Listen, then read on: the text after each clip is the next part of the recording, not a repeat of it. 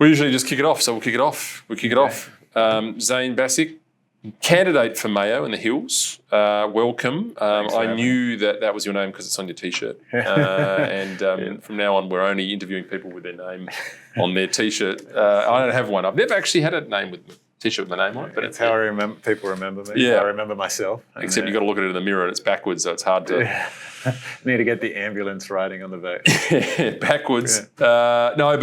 You've of course come from pre-poll booth today in the Hills. So it's going along. We're underway and it's going very well. I was up there yesterday and the mood was very, very good. I can say you're running a great campaign, but you're running a based campaign. So we had you on based. I've known you for a long time and I know you're a very principled guy and a true liberal believer. So I just thought you try to be. No, you are doing that. And so I just thought these have been good. We've done a series of these with some of the newer candidates in South Australia, just with a view to trying to get people to know them. You know, like I feel like I know them as well. So I thought it was great. So thanks for taking the time. Busy time, but there's a bit of we've got a bit of a similar path going here. As we well know, my dad born in Belgrade in Serbia, what was Yugoslavia at the time, and your mum and dad, I think. My dad was. My mum's parents came over just before they had her. So they had so they had her brother and then came over from Croatia. From Croatia. Yeah, now, just remind me. From Yugoslavia. Yugoslavia as it was. What is now Croatia. Yeah. So we've, in the interest of based liberal politics, we have joined the dots and we are solving the Balkans crisis one day at a time. Forging friendships here. It's breaking new ground. Well, the reality is people from that part of the world are very, very principled, I find. And they've seen socialism and communism, market socialism in the case of former Yugoslavia. And there are a lot that are, I think, share our views on this stuff. So very principled people understand what's going on and understand what happens when you bring in socialist and communist policies and that they don't work. Yeah, and when you take your eye off the ball, as can happen. But anyways, I interrupted you. So now. You have told me this before, but it was a while ago. The area of what is now Croatia, formerly Yugoslavia, where the family are from. Yes, so Mum's family was from just outside of Split, a little town just outside of Split, which is a very nice place to holiday now. It is. And Dad is from Zadar, which is just a bit north of Split on the Dalmatian coast as well. So, some terrible coastline there. Yeah, must be awful. Horrible place. Horrible place to have to go back and visit family. I have visited that myself, and it's just spectacular. And but what about the reasons? If the reasons for leaving such a beautiful part of the world, this would have been in the 70s or 80s. Probably. My dad was in the 80s, and my mum's parents were in the 50s. So just as the whole communist game with Tito was kicking off, they came over. They had family here that originally came into Broken Hill from the 20s. So, weird sort of thing at the Christmas lunch where you've had people fighting on opposite ends of the scale in World War II and then come over and join in the 50s. So, that getting away from that socialist cause from my parents and for my dad as well. His father was held up for speaking out in the 60s. So, he didn't know much about him growing up. There wasn't a close relationship, and he died early. So it's actually interesting. My dad and grandma and grandpa and his brother came here in the 50s as well. So, and there was a big influx, I think, post-war when the communists took over. So, a very similar story actually from different sides of the fence. But it was a very successful country for a long period of time. Yes, until inflation hit and it all came undone.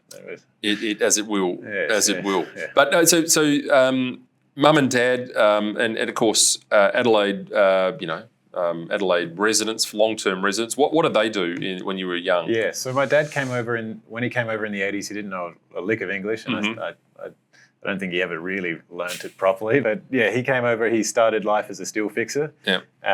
He did his back in that, but he worked through as a steel fixer, worked his way up, and became a project manager in construction and started his own a couple of companies when he was working in construction. And Mum, she always wanted to go into art, but was told by her parents, no, you need to have a backup job. And I think that worked for her because she became a teacher and assistant principal as well. She tells me that she used to have to tie a belt around the fridge. Yes. In order to stop you from getting, because you grew to about 7'6" at some point. So clearly you were a good eater.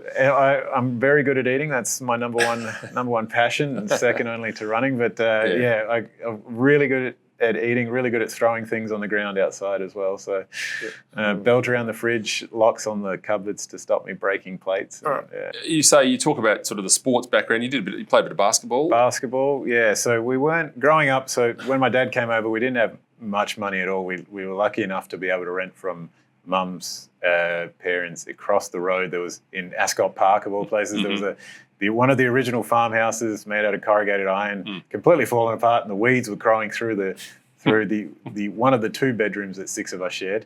But they were able to get me into sports. So basketball, I played a lot of that. I played for district basketball and for school coming through, and footy.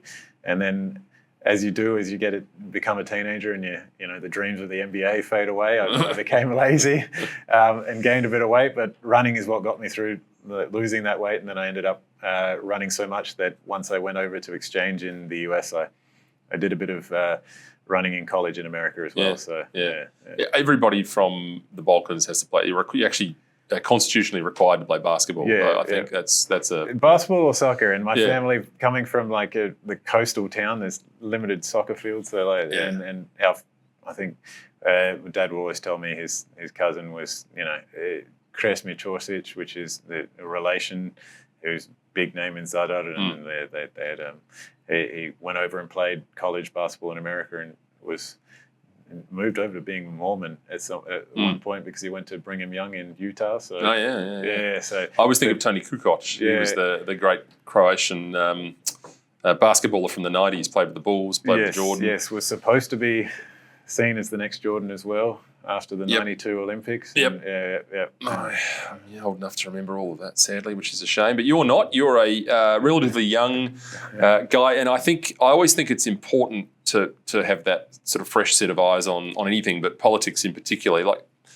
From your point of view, there are a lot of things that are affecting young people. I've taken this view that we're doing a great disservice to young men in particular at the moment. There is pressure on young men, isn't there, in order to, buy houses, be providers, and we're living through the last 3 years, we literally have gone backwards. I think at the OECD record, I think we're the biggest with 8%. That's a lot of pressure on young men. Yeah, and I'm seeing it come through. So people my age are struggling to buy a house. The next generation, that I'm 36, so the next generation in their early 20s, there's just no chance that they're going to ever be able to afford a home. House prices go up faster than your wages can, and I think there's a lot to be said. You've got all these competing pressures, and then our living standards are declining at the same time. Yeah. So we're in an interesting part just in Australia and the West in general, I think, where there's so many pressures that are coming on. And there's really I like to say there's no real incentive for a lot of young men and a lot of young people in general to buy in. You aren't able to afford a home, which means you're unable to start a family. It's too expensive to get married these days. So all those institutions that we've always taken for granted in the West are sort of eroding before our eyes. I've heard young men literally tell me that they're too frightened to ask a girl out because they don't have the money to go and go out for a date. The trickle down effect of that is real. When people are starting families later, and and of course, not in the housing market. This is a massive problem. Is that a problem? I want to ask you more about Mayo, the seat of in a minute. But are you finding that's something that's coming up when you talk to? Mayo's got an incredibly large proportion of its electorate that's over 65, and what you get from that is the grandparents of those kids that are coming through. They're worried that they'll never be able to afford a house or be able to live anywhere. So you're seeing them get pushed out.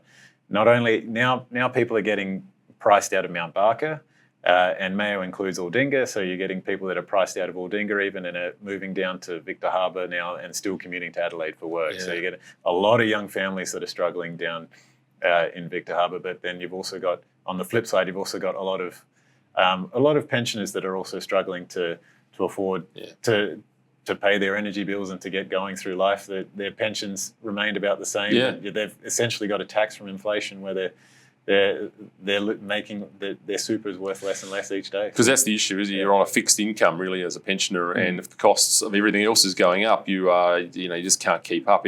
So other people can at least hope and ask for a pay rise or or whatever it might be. So it is affecting those two groups specifically. I had that today. I had as you say, the older demographic that will tell me they're worried about their grandkids now.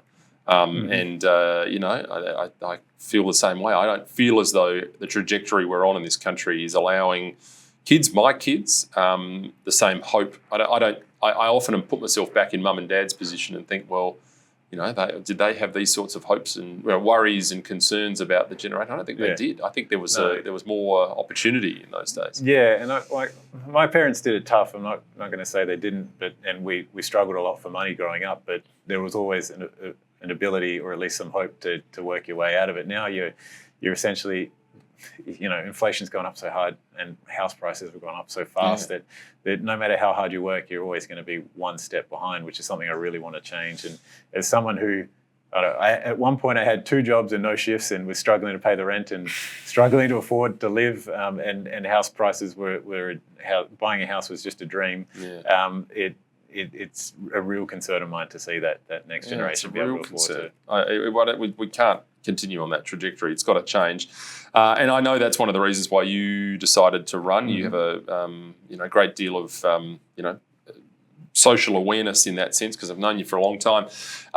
But tell me about the seat of Mayo. People that are listening that may not be familiar with it. We always think Mayo is the Adelaide Hills, but actually it goes down to the sea in Victor Harbor and Kangaroo Island. Yeah, so it covers all of the hills. It comes in through Strathalbyn and then comes down the Fleurieu, catches in places from the Murray Mouth around Victor Harbor and goes all the way up to Aldinga and Port Wollonga. And it even comes into the suburbs now along the side of the hills there. So places like Craigburn Farm and Hawthorndean come in as well. And then, like you said, Kangaroo Island. Yeah. So like varying parts of the electorate, but around the electorate, but it's an incredibly diverse electorate in that sense, but it's got the same issues. So energy prices are high, house prices are a big concern, and then you've got the other side of the coin, which is overdevelopment on some of the best farmland and some of the most biodiverse areas of the state. So, because I was going to ask you that, I find in every campaign there's a series of local issues. Many of them are actually local government or state government issues, and so I was going to ask you that question. In your mind, what's the key Mayo issue that's not just cost of living because it's affecting the whole country? No. Number one is roads. Yeah, without a doubt. There's like anything from the major arterial roads like the freeway and Victor Harbor Road down to just basic maintenance of back roads and things like that in regional areas, particularly around Mount Barker and the sort of pressure points, Victor Harbor and Aldinga, where the same roads that led to farms are now leading to 2,000-3,000 site housing developments that people can't get in and out of. So that's the big issue. But then you've also got just a protection of the land that's so valuable to South Australia and provides the wineries, the dairy farms, the cattle. Yeah, there's a lot of dairy farming down that way. Yeah. So and the answer to that is funding. We need those roads. Good funding and long-term development. Yeah. That's the big one. Labor doesn't rate a mention in a lot of these areas, so they're always happy to have an independent come in and sort of be the representative there. But in terms of getting things done, it's always been the Liberals that have delivered historically, and it's still that case now. Where the federal Dutton government's committed $840 million to getting freight trucks around the freeway. So that's a big important commitment that we're looking for. That's 80% of the funding towards the whole project. But it's just a matter of getting the rest of those upgrades done, and then long-term planning, which we seem to have a very much lacking in that region currently. I think with the current government, in terms of just developing a plan that addresses the factors that are leading to so many pressure points around the area. So smarter housing, smarter ways we develop our land, and just putting it, I think, in areas where the farmland and the environment just isn't hit as hard. Labor like to look at themselves as the environmentally conscious party, but I think there's a lot to be said for local environmental conservation and protecting that. And I think that's something that Liberals in general do. A lot of them are farmers, and they look after the land a bit better than anyone. I agree. I say it all the time. I think some of the most, I wouldn't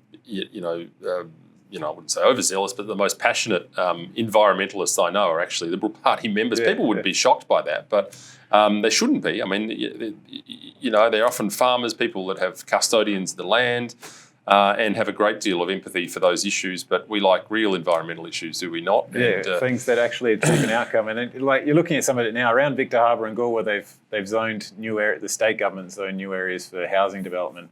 And what they've done is there's the best farmland around Victor Harbour that I've visited and seen, and then across the road there's farmland that used to be dairy farms, can't be used for anything because the soil is so poor. It's got great views of the Fleurieu. There's landowners there are wanting to sell because they can't do anything with it. The state government's decided to allocate the best farmland as the housing site and leave this site empty over here. So it just doesn't make much sense.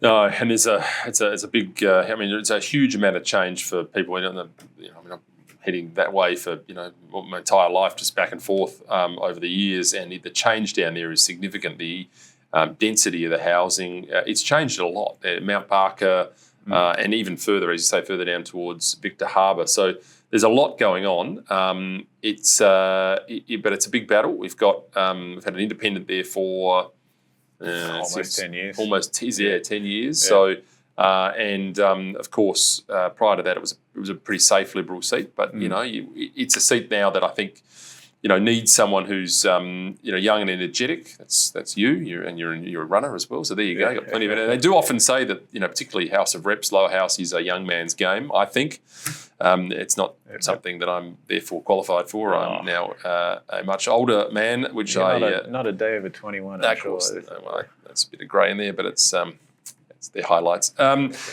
can remember though, I said this I think to Irina and Dan Wilde as well, who we were talking about. I can remember vividly what it was like campaigning. My first one was a local council election, and it's a strange eye opener. You initially feel like you're bothering people, knocking on their doors, talking to them when they're trying to do their shopping. But people are pretty keen, I find, to tell you when you ask them. Most people are very, very upfront and gracious, and I think actually quite passionate about local issues. But it wasn't what I expected for that reason. I sort of felt like I was bothering people. Since you've been a candidate, have you found it different or similar to what you expected? I mean, you know politics, but it's very different being a candidate yourself. Yeah, it's an interesting feeling being on the other side of things. So I've volunteered a long time in the Liberal Party. I've been a member for the Liberal Party for a number of years now, but so I've done a couple of campaigns from that end of the spectrum. But once you're on the other side, I think every time you look at a candidate and go, I don't know why they're worrying about that. Just go ahead and put yourself out there. You're like, oh no, I understand how this feels now. There's a bit of skin in the game, but I think, like you said, particularly around the Fleurieu and the Hills, people are very passionate about their local area, and they're very happy to tell you how they feel. Probably not if you're quite abrupt to them, but like once you get chatting to everybody and they feel comfortable, they open up very quickly. And I think I always say, like, it feels awkward the first couple of times, but you just got to break through that shame barrier. You do. You have to be quite shameless and tell people all about it. You pull out your inner real estate agent.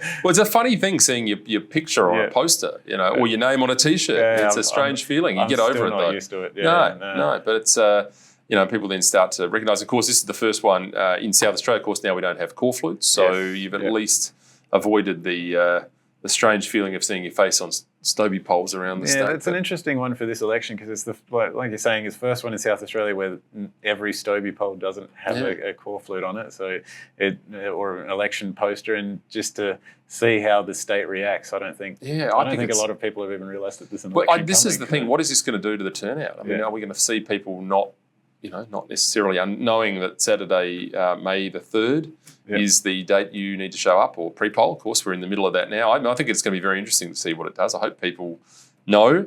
Certainly on pre-poll at the moment, they seem to be as I said, the mood all across the state was very good. And Mayo the other day, I think, was very good. I think people are very positive. They were very supportive of you, and I think it's very hard when you're the candidate. But do you feel a particular mood are people just getting in early because they've got other things to do, which they should be, or are they lining up to make a point?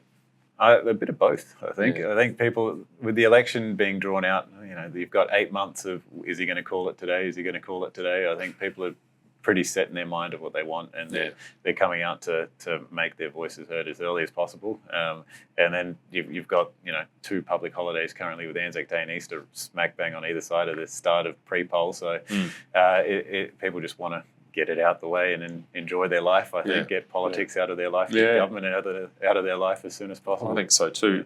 And I think there's been a passion project of mine to make sure that the people that we're getting through as candidates are really very good quality candidates and are true blue Liberals, and that is you. I can firmly and safely say that. But I am interested to know what, it is a big leap of faith, even though you've been, often people are, but you are involved in politics, you've been volunteering and all that sort of stuff. But it's that next step to actually becoming a candidate. What was the thought process? This is not, by the way, an intervention. I just want to know. Maybe I need one. I don't know. It was never on the cards for me to wanting to run in. I've always had an interest in politics coming from the family background we've got. I grew up, a young kid during the War of Independence in Croatia in the early 90s, and all that was pretty much all my family talked about. Yeah. So I gained a real strong interest in international politics, particularly American politics, because that's sort of the main international player, particularly in the 90s and early 2000s after the fall of the Soviet Union. But the thing after that, I wanted to be a screenwriter for some weird reason. I really enjoy movies, and I wanted to film, and I wanted to write movies, and that was where I was headed in university. And then at one point I said, I'm actually going to get a job from this. So, but I decided, look, I'm really interested in what's happening in the world. I'm going to study that. And then once I studied that, I was looking to get into the public service, into foreign DFAT, into foreign affairs, and see where I could go. But for some reason, I just was drawn to getting involved. I kept complaining about things, and I think that's the number one thing. I kept complaining about things, and I told myself, if I'm not going to put my hand up and try and make the change happen myself, then I shouldn't complain. So got involved with the Liberal Party, and ever since then I've just been creeping closer and closer to maybe I should put my hand forward. I've got a few things that I want to see changed, and And I think it does do that. Politics tends to get under your skin a bit, doesn't it? And then before, 1 minute you're a volunteer, the next minute you're a president of a FEC, and the next minute you're kind of the candidate, and you kind of don't know what happened. But it is kind of one foot in front of the other business. The thing that I find most about people that have nominated as candidates or have become parliamentarians is there is that family background. It is something very often, I think, that people talked about around the dinner table. Yeah. Is there, obviously being involved in the process but is there, if you get to Parliament, is there an issue that isn't local that you want to champion? There's often, things that people hold dear to them. Is there anything that, you sort of particularly want to be the voice for? Mine is definitely I've definitely got an international focus. I've studied that. I've went and studied international politics, and then been overseas to a few pressure point locations like Taiwan and things like that. That the our place in the world globally is something I'd really like to have a say about. I think there's a lot that Australia can do and can say on the global stage that can just push the West in particular in the right direction, I think. But nationally, I think there's a lot to be said about reforming our immigration system. That's something that's putting a lot of pressure on everything that we were talking about before, the housing market, the future for a lot of young people around the place, and even the newest arrived immigrants, I think, are really suffering from the person that's just come that's just landed in Australia looking for a better life without any sort of safety net. They don't have the family that's got the house here that's, tripled, quadrupled in price in the last 10 years. They're trying to, one, get a job, two, look after their family that they brought with them, and three, try and build a life here that's better than the one they left behind. And that's really difficult to do when you're seeing the things that you're seeing around the place here. That is very true. That is very, very true. Well, all I can say is we've got a week and a half left, a bit more hard work, but if you're in Mayo, which of course people never know the name of the seat always, but if you're in the Adelaide Hills, down to the sea, down to Kangaroo Island, then this is your man. True blue Liberal, a true believer, and a good bloke too. So congratulations, well done, and we'll be looking forward to some more days on pre-polls. Yeah, thank you. I look forward to standing out there with you. Yeah, that'd be great. Let's find some shade. Good stuff. Thanks, Zane. Thanks. Thank you. Authorised by Senator Alex Antic, Liberal Party of Australia, Adelaide.